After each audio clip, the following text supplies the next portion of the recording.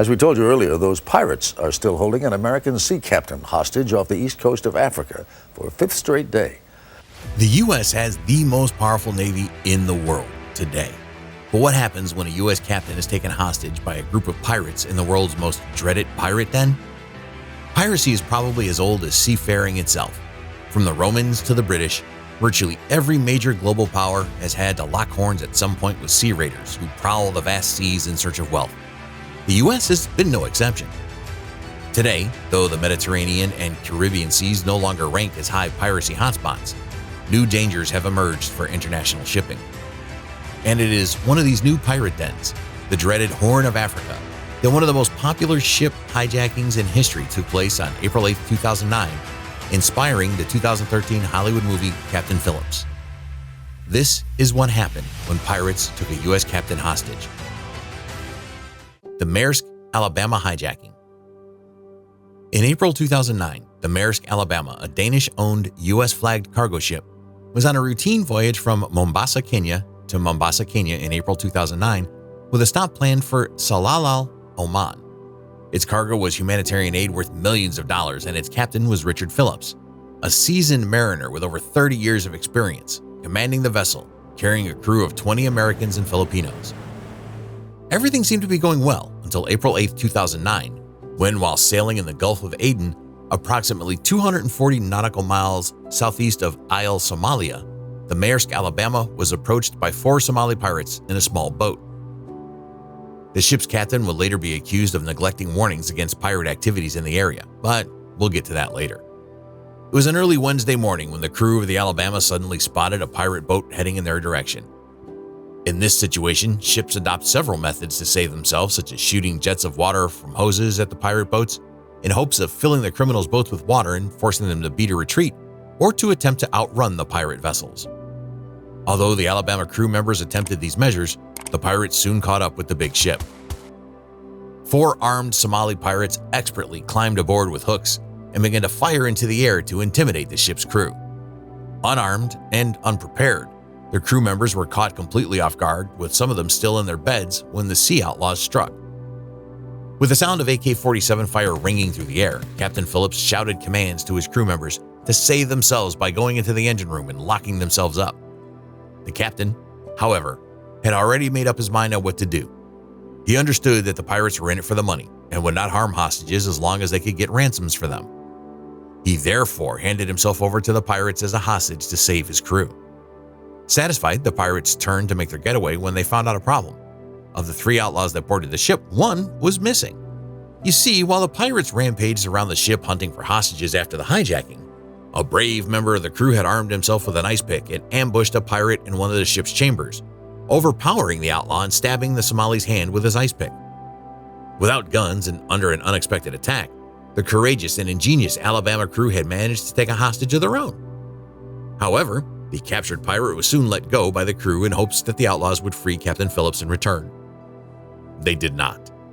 Instead, they left the ship on one of its lifeboats, taking the captain along as a hostage. The boat in question was motor-powered and enclosed and carried enough food and water to feed around 30 people for 10 days. The response. On getting wind of the situation from desperate mayday calls from Alabama's crew, the U.S. Navy took action. The nearest American naval group to the area was Combined Task Force 151, a group of around 12 warships belonging to the U.S. and some allied countries. This task force patrolled the sea area stretching from India to Somalia, measuring over 1 million square miles. The Navy command was prepared for an operation like the one now required. Piracy was no new problem in the area as of 2009. In fact, pirates had hijacked about 44 large ships in the Horn of Africa in the previous year, demanding and taking millions of dollars in ransom payments. And now the U.S. Navy felt an immense sense of duty to intervene, as the Maersk Alabama was the first U.S.-flagged ship to be captured by pirates in around 2 centuries. Aside from the necessity of rescuing Captain Phillips, national pride was at stake here, and this fact was not at all lost on the U.S. government and its military agencies, who were now scrambling into action. The USS Bainbridge, a destroyer named after an American naval commander famous for fighting piracy, was the first to reach the area armed with reconnaissance drones and, perhaps more importantly, Somali language interpreters.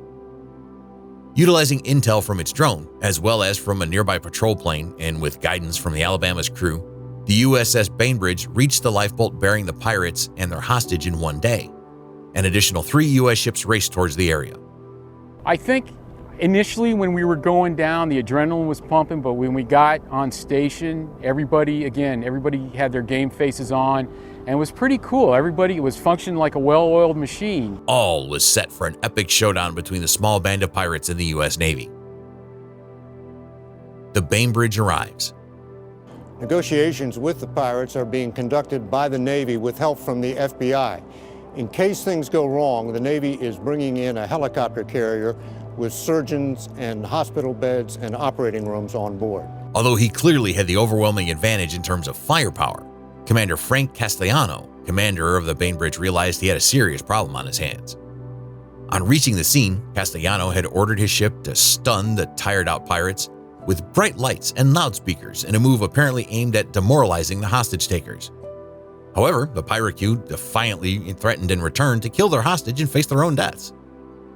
Castellano knew the pirates would not be intimidated into handing over their hostage, and so the negotiations began, led by trained hostage negotiators on the Bainbridge under the guidance of American Secret Services. The demand from the pirates was clear. A payment of $2 million was to be made to them as a ransom for Captain Phillips' life. But while the negotiations went on, Castellano figured out a joker that could solve this puzzle. He needed a way to surgically eliminate the pirates while ensuring that Captain Phillips remained safe. He knew just the right guys for the job. And so, Commander Castellano put across a request to the High Command for the Navy's sharpest sharpshooters, the U.S. SEAL Team 6. Who are the SEALs? At this point, it's necessary to give a bit of background on the U.S. SEAL Team 6. SEAL Team 6, also known as DevGRU, Naval Special Warfare Development Group, is a highly secretive and elite special operations unit of the U.S. Navy. These guys are the tip of the spear for the Navy in hostage rescue, counterterrorism, and other classified operations, and although they are based in Virginia, USA, they can deploy anywhere in the world for missions. Trained in advanced marksmanship, close quarters combat, infiltration, and demolition, the SEALs are absolute human war machines born to kill. Only the best of Navy SEALs even make it to try out for the DevGRU selection, which is brutal and has an extremely high dropout rate. Even after they become operators, they constantly train to maintain their edge in various combat skills and tactics. Due to the nature of their work, their identities and missions are rarely publicly known, except for what is perhaps their most famous mission, their adventure in Pakistan on May 2, 2011, where they successfully killed Al-Qaeda chief Osama bin Laden in Pakistan. The gundown. Now, back to the story. Well, the White House agreed to Castellano's request for the SEALs, and they were dispatched from their base in Oceana, Virginia, to the scene of the action on the Somali coast. The journey of around 8,500 miles was made in 16 hours aboard an Air Force C-17 cargo plane, which had to refuel thrice mid-air. To avoid alerting the pirates of their arrival, the SEAL operatives parachuted from their aircraft into the sea under the cover of darkness and stealthily made their way to the Bainbridge, which was to serve as the staging area for their planned assault on the pirates in the lifeboat. Any relief felt by the occupants of the Bainbridge following the SEALs' arrival soon turned to apprehension when the pirates announced that they would turn on their motor on their lifeboat in an attempt to make it to Somali shore. On the advice of his Somali interpreter, Castellano, however, told the pirates that they had drifted far away from their clan's territory and were now at the shoreline of a rival clan. Going ashore at this point, therefore, would be suicidal for the pirates. Luckily for Castellano, the pirates believed this and stayed put. Next, the Bainbridge's commander offered to link his ship to the pirates' lifeboat with a cable. This was supposedly meant to keep the lifeboat steady if the sea got turbulent. The Bainbridge instead used this cable to pull the lifeboat slowly and stealthily towards itself until the boat was only 25 meters away, well within the range and scope of the .30 caliber SR-25 sniper rifles in the hands of SEALs who were lying in wait on the Bainbridge's flight deck. On April 10th, U.S. President Barack Obama approved the use of violence to rescue Captain Phillips if the captain's life was in danger. We have to continue to be prepared to confront them when they arise, and we have to ensure that those who commit acts of piracy are held accountable for their crimes. The moment came on April 12th when Captain Phillips made a desperate attempt to run for his life. Wrestling off his captors, he dived into the water and attempted to swim to the U.S. ship. However, the pirates opened fire at him, forcing the captain to return to the lifeboat. At this point, the Navy SEALs knew they had to act. They took their positions, and when next they had a clear shot at the pirates, they fired a synchronized volley of shots aimed at their heads. Each SEAL fired a single bullet. Make sure nothing unsafe happens while we're deciding what the fuck we're gonna do. Something unsafe happened. And there was no 3, 2, 1, execute. They just shot because they were doing a mock execution of Richard Phillips. Every bullet hit its mark. In one instant, all the pirates were dead. All the pirates were hit except a 16-year-old hijacker who had sustained injuries during the hijacking operation and had opted to turn himself into the Americans earlier in the day for medical assistance. The sailors then boarded the lifeboat and freed the Maersk Alabama's captain. The first people I want to thank are the SEALs. They're the superheroes, they're the titans, they're the impossible men doing an impossible job, and they did the impossible with me. Captain Phillips, a debated legacy. For most people, Captain Phillips is a hero who played an admirable role in this episode. Well, this is no surprise, given that most people only know about this story from watching the Hollywood movie Captain Phillips, which starred the actor Tom Hanks and portrayed the captain as a virtuous hero of exemplary qualities.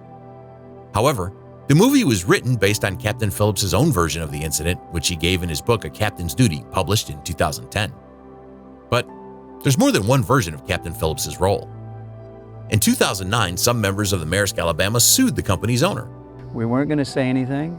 Then we hear this PR stuff coming out about him giving himself up, and we said, and he's still hostage. And the whole crew's like, what? According to them, Captain Phillips neglected several warnings given to him about pirate activities on his chosen route and ended up needlessly endangering himself and the crew. He was advised to change course by competent deck officers, and he overruled them. Stay on course, make our ETA, stay on the same course. The case was resolved out of court on undisclosed terms. Thanks for watching. If you enjoyed this video, please give it a thumbs up and subscribe to our channel for more content. Until next time, this is Fleet Files, signing off. See you in the next video.